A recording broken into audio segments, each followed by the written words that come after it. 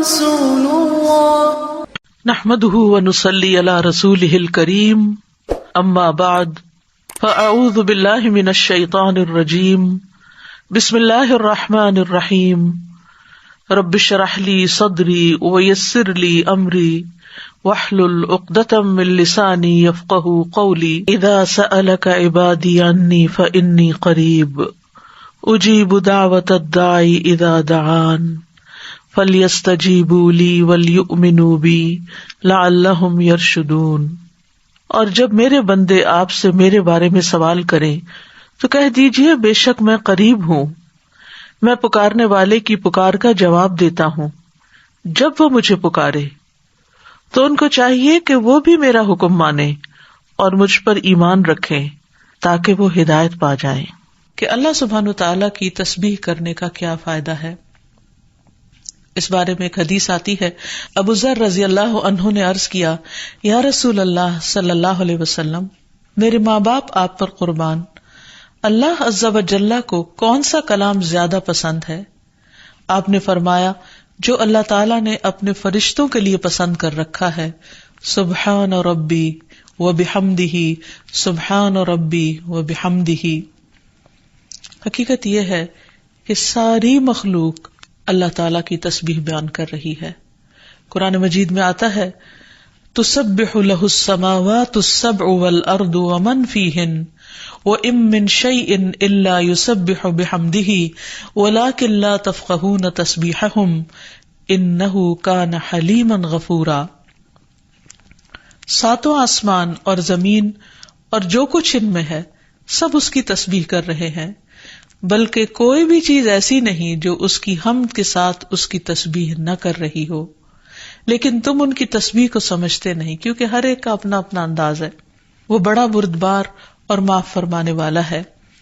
سورۃ النور میں بھی اللہ سبحانہ وتعالیٰ فرماتے ہیں، أَلَمْ تَرَ أَنَّ اللَّهَ يُسَبِّحُ لَهُ مَن فِي السَّمَاوَاتِ وَالْأَرْضِ وَالطَّيْرُ صَافَّاتٍ كُلٌّ قَدْ عَلِمَ صَلَاتَهُ وَتَسْبِيحَهُ واللہ علیم بما یفعلون۔ کیا تم دیکھتے نہیں کہ آسمانوں اور زمین میں جو کچھ ہے اور فضا میں پر پھیلائے ہوئے پرندے سبھی کے سب یہ اللہ کی تسبیح کر رہے ہیں۔ ہر مخلوق کو اپنی نماز اور تسبیح کا طریقہ معلوم ہے اور اللہ اسے خوب جاننے والا ہے جو وہ کرتے ہیں۔ بہت ہی خوبصورت آیت ہے جس سے یہ پتہ چلتا ہے کہ نمبر ایک، ساری مخلوق تسبیح کر رہی ہے، سب اللہ کے ذکر میں مشغول ہیں، ایک ذرے سے لے کر بڑے بڑے ستارے اور سیارے۔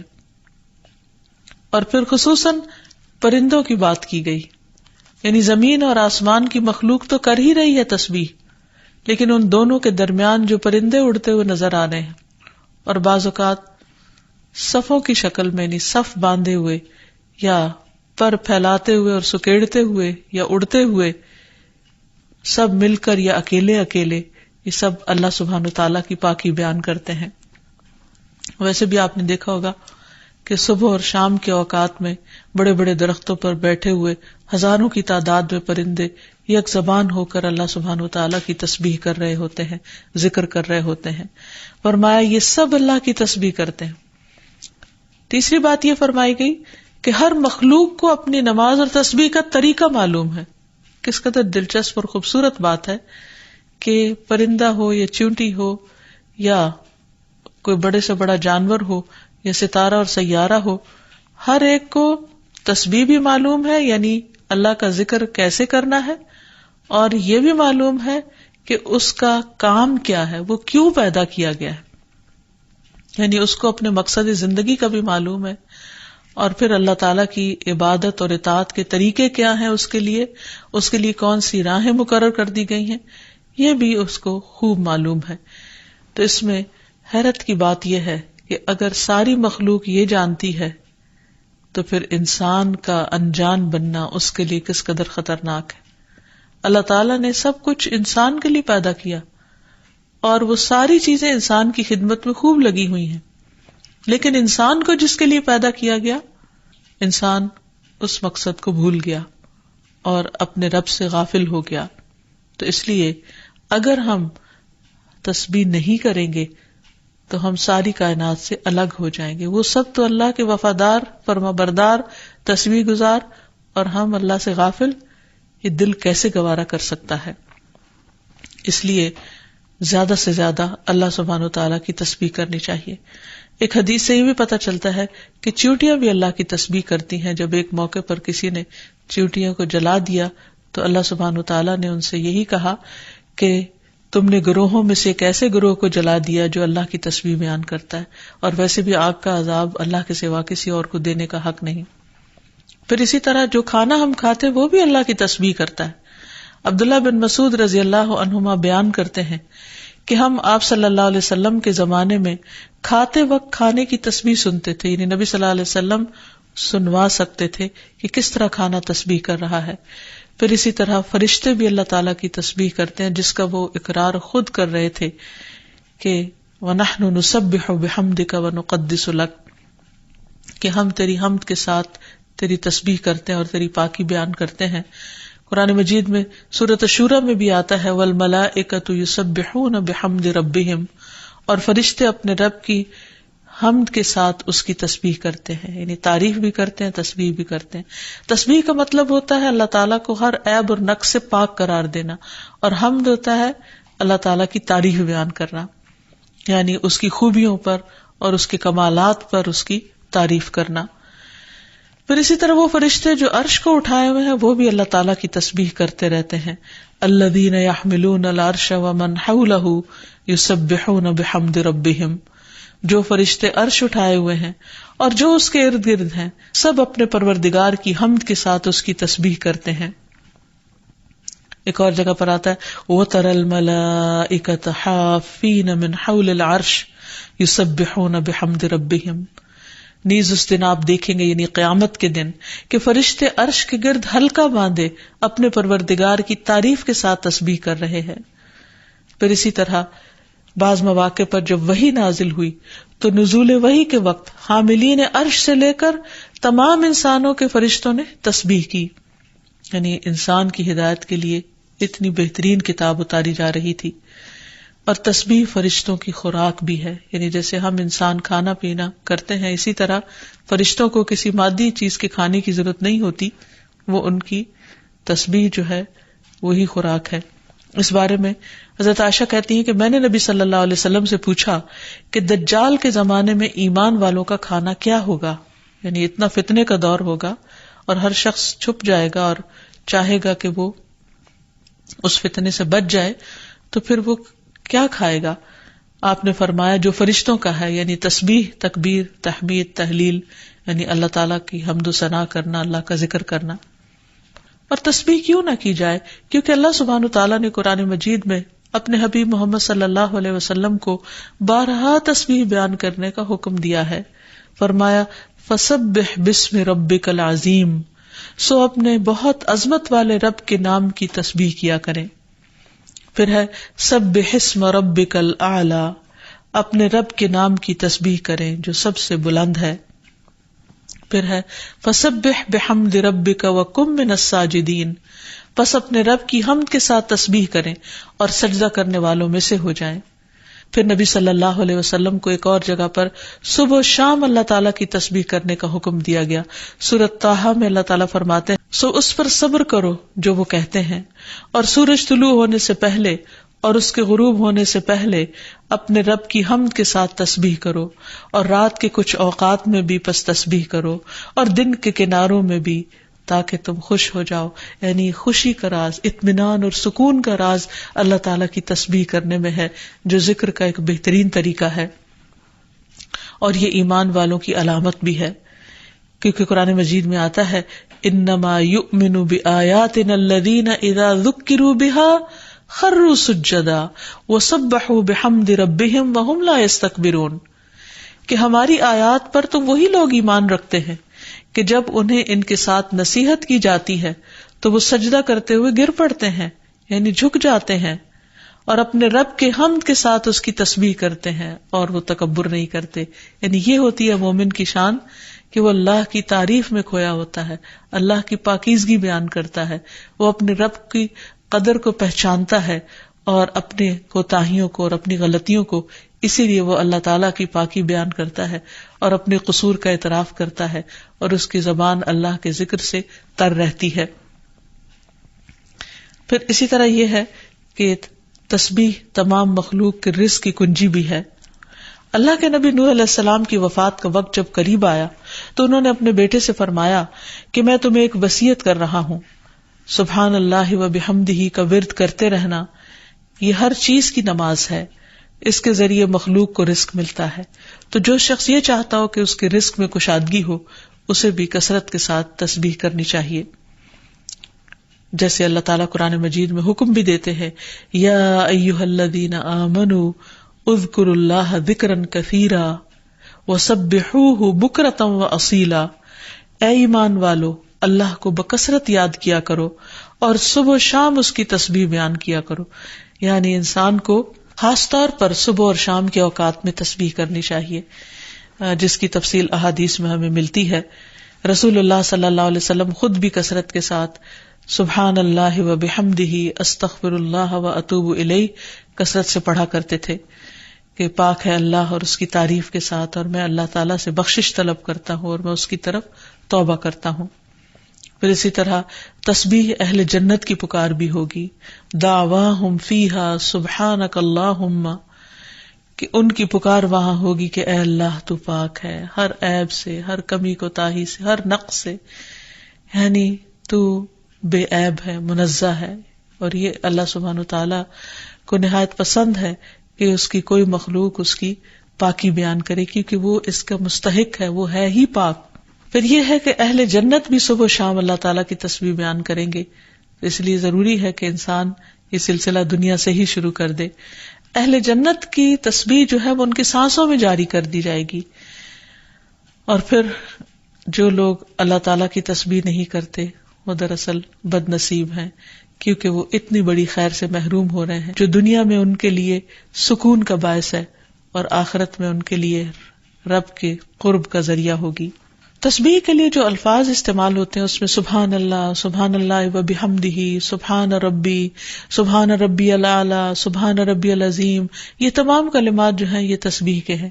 اس کے علاوہ ایک اور حدیث سے ہمیں پتہ چلتا ہے، سمرہ بن جندب کہتے ہیں کہ رسول اللہ صلی اللہ علیہ وسلم نے فرمایا، اللہ کے نزدیک سب سے زیادہ محبوب کلمات 4 ہیں، سبحان اللہ والحمد للہ ولا الہ الا اللہ واللہ اکبر، اور تمہیں اس میں سے کسی بھی کلمے سے شروع کرنا نقصان نہ دے گا، یعنی پہلے الحمدللہ بھی کہہ سکتے ہیں یا سبحان اللہ پہلے کہہ سکتے ہیں، لیکن یہ اللہ تعالیٰ کے نہایت پسندیدہ ترین کلمات ہیں۔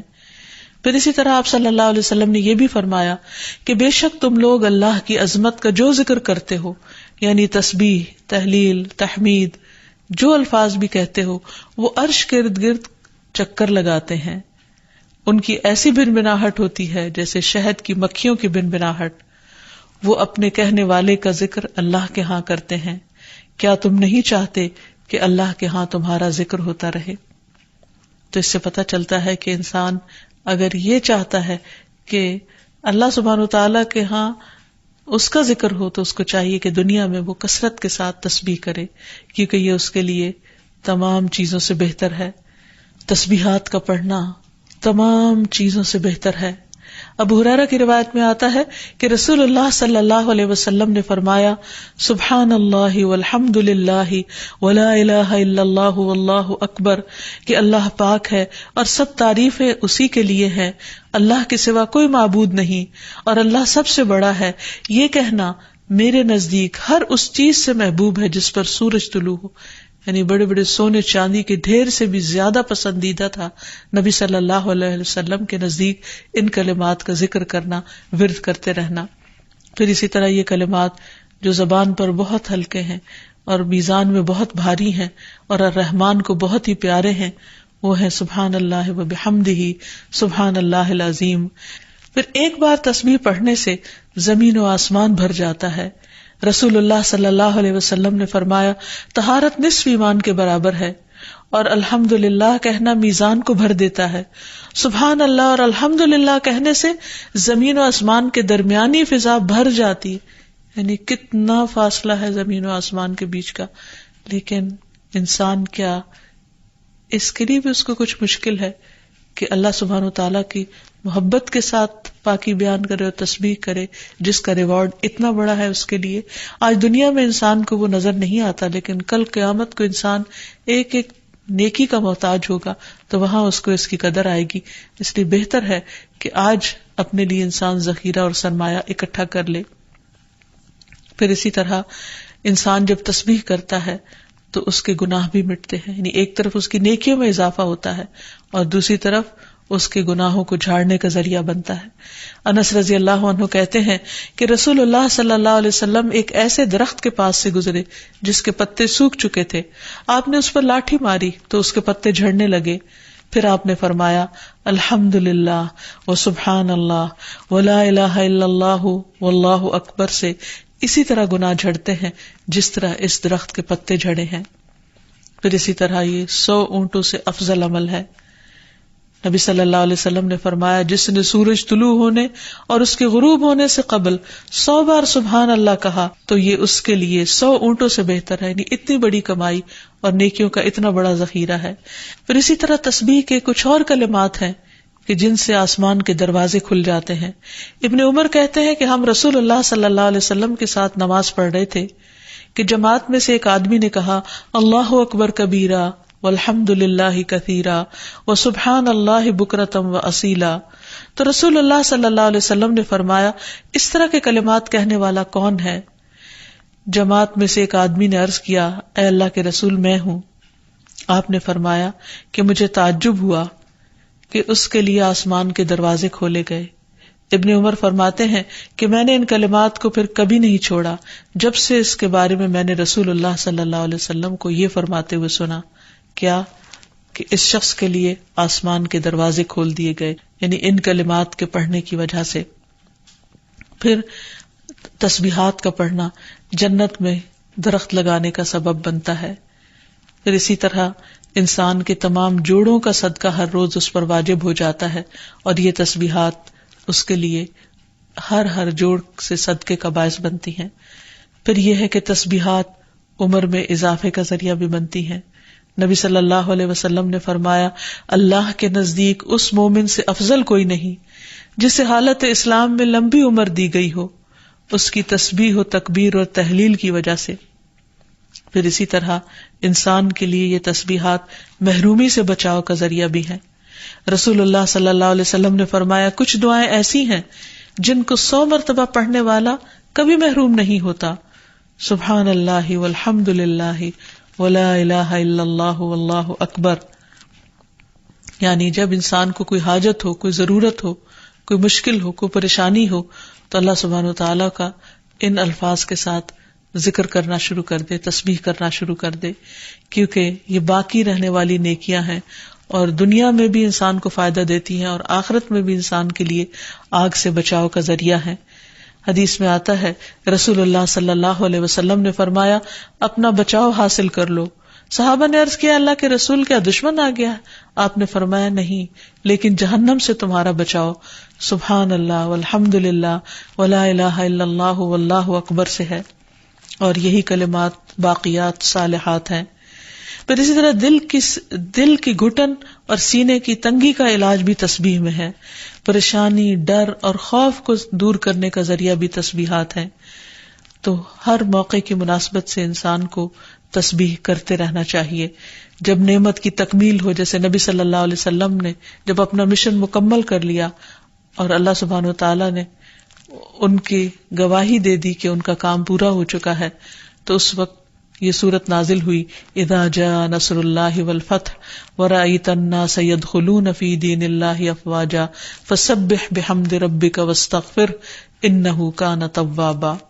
جب اللہ کی مدد اور فتح آ جائے اور تو لوگوں کو دیکھے کہ وہ اللہ کے دین میں فوج در فوج داخل ہو رہے ہیں تو اپنے رب کی حمد کے ساتھ تسبیح کرو اور اس سے بخشش مانگو، بے شک یقیناً وہ بڑا توبہ قبول کرنے والا ہے. پھر اسی طرح یہ ہے کہ انسان کو صبح و شام سبحان اللہ و بحمدہ کی تسبیح کرنی چاہیے. جو ایسا کرے اس کے تمام گناہ معاف کر دیے جاتے ہیں، خاص سمندر کی جھاگ برابر ہی کیوں نہ ہو. پھر خصوصاً فجر کے بعد انسان 3 بار یہ کلمات پڑھے، سبحان اللہ وبحمدہ عدد خلقہ ورضا نفسہ وزنۃ عرشہ ومداد کلماتہ. اللہ کی تعریف اور اسی کی پاکی ہے، اس کی مخلوق کی تعداد کے برابر، اس کی رضا اور اس کے عرش کے وزن اور اس کے کلمات کی سیاہی کے برابر، یعنی اللہ سبحانہ وتعالیٰ کی تعریف ہر چیز سے زیادہ. پھر اسی طرح یہ ہے کہ فجر کے بعد اور عصر کے بعد خصوصی طور پر تسبیح کا وقت ہوتا ہے اور ساری مخلوق اس وقت تسبیح میں مشغول ہوتی ہے. پھر رکوع اور سجدوں میں اللہ تعالیٰ کی تسبیح بیان کرنی چاہیے. نماز کے بعد تسبیحات فاطمہ پڑھنی چاہیے. سوتے وقت وہ تسبیحات پڑھنی چاہیے جو نبی صلی اللہ علیہ وسلم نے حضرت فاطمہ کو سکھائی تھی. پھر اسی طرح نبی صلی اللہ علیہ وسلم رات کو جب تک نیند نہیں آتی تھی مسلسل تسبیح کرتے رہتے تھے. پھر اسی طرح قرآن مجید پڑھتے ہوئے جو آیات آپ کو خوش کرتی ہیں ان پر آپ اللہ سبحانہ وتعالیٰ کی تسبیح بیان کرتے. پھر اسی طرح بجلی کڑکنے پر یسبح الرعد بحمدہ والملائکۃ من خیفتہ کا پڑھنا. پھر بلندی سے اترتے وقت سبحان اللہ کی تسبیح کرنا. پھر جب کوئی چیز انسان کو فیسینیٹ کرے، تعجب ہو، کوئی چیز حیران کرے یا اچھی معلوم ہو، اس وقت سبحان اللہ کہنا. یہ تمام چیزیں سنت سے ثابت ہیں. اللہ تعالیٰ سے دعا ہے کہ وہ ہمیں ان لوگوں میں شامل کر لے جو اس کی تسبیح کرنے سے محبت رکھتے ہیں. وآخر دعوانا ان الحمد للہ رب العالمین. سبحانک اللہم وبحمدک اشہد ان لا الہ الا انت استغفرک واتوب الیک. السلام علیکم ورحمۃ اللہ وبرکاتہ.